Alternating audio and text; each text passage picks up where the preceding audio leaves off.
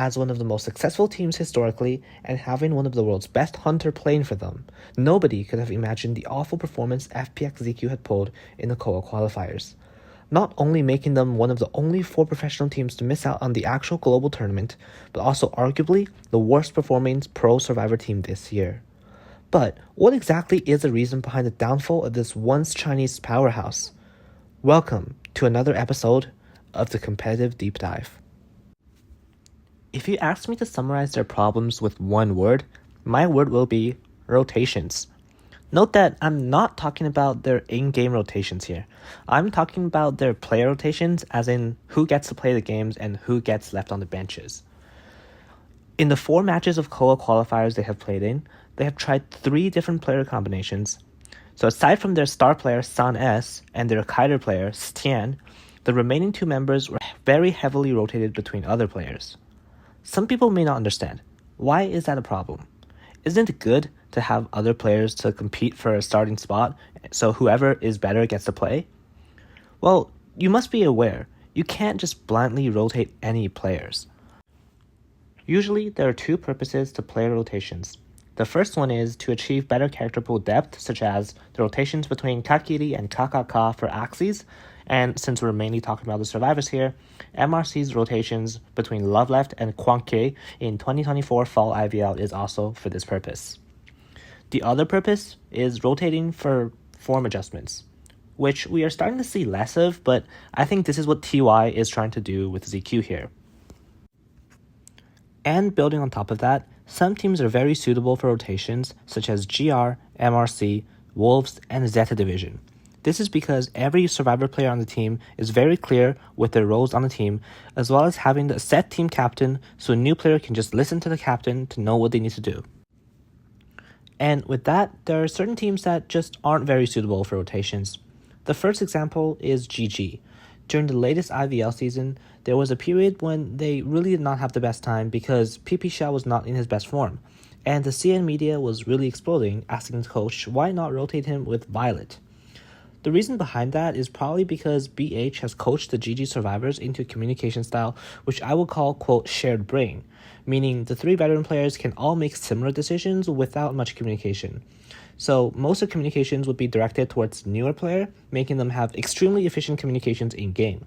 But in this situation, if one of the veteran players gets rotated off and brings up a new player, there will be some issues. In the short run, this would change the communication method from 3 veteran players telling 1 new player what to do to 2 veterans telling 2 new players what to do, significantly decreasing their communication efficiency.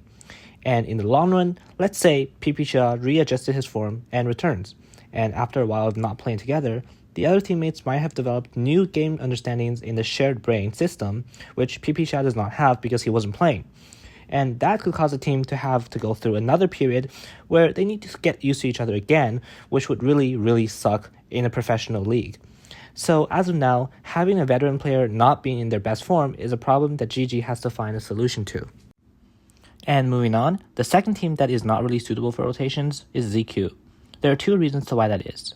1, there is no synergy for this team because they replace players way too often, and 2, the players they're rotating include their team captains.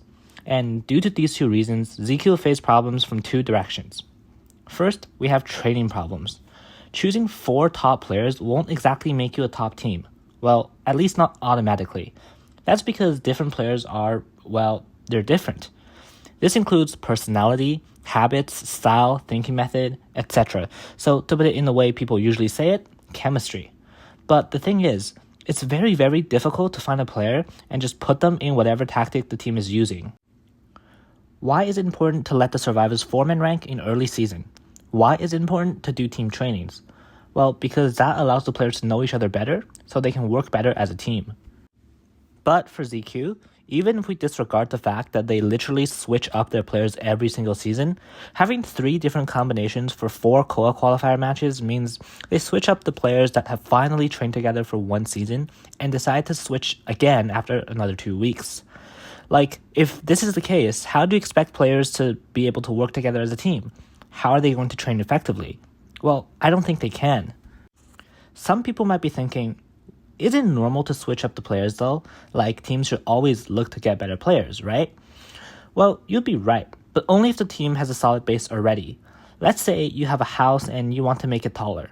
While it is correct to build on top of what you have right now, it would only really work if you have a good base already, as if your base isn't solid enough, a taller building would just crash down on you even harder. This is ZQ's problem right now.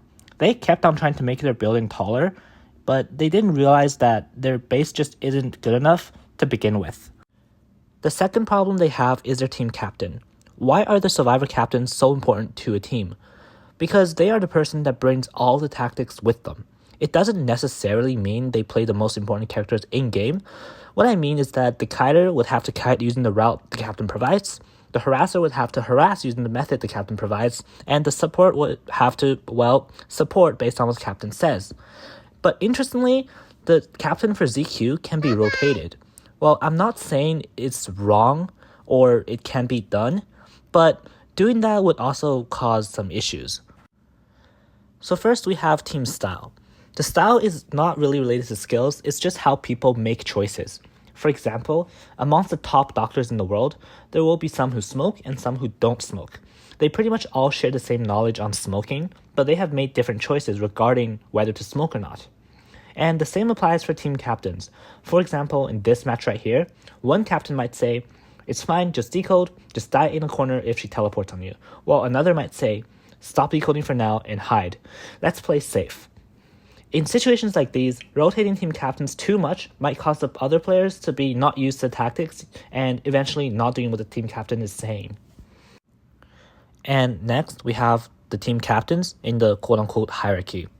We should know that usually during games, the captains are the highest existence, and to put it in a less nice way, if the team captain tells you to throw, you go throw. Just review later if it's wrong. To give an extreme example, let's say I'm an Elk and I got put in the same team with a guy who is Titan 100 stars. That guy is far better than me at the game, but for whatever reason, the team has asked me to be the team captain. In this case, as good as the other guy is, he will have to listen to me because that is how the team is arranged. But here's the issue. Let's say I'm the team captain and I can be rotated. Then let's not even mention if people listen to my decisions or not. I cannot even guarantee that I'll be playing in the next match. And as I constantly rotate team captains, there will be effects both on the team environment and outside reactions, because everyone would think if you are getting rotated, then it's probably you that's doing something wrong. But let's not get into that because that is for the coach to decide. But as time goes on, no one will listen to the captain anymore, and a professional survivor team has become 4 solo rank players playing individually. Some people might be asking, can they not make someone else that's not the captain their core player?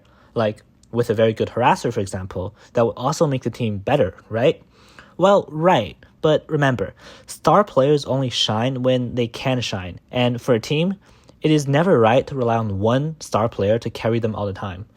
Relying on teamwork most of the times, and then having the star player shine in a small amount of times the team needs him to shine is the mindset that would allow the team to progress. Thank you so much for tuning in to this episode of Competitive Deep Dive. I hope it provided some insights, and please do voice your thoughts in the comment section below. See you next time.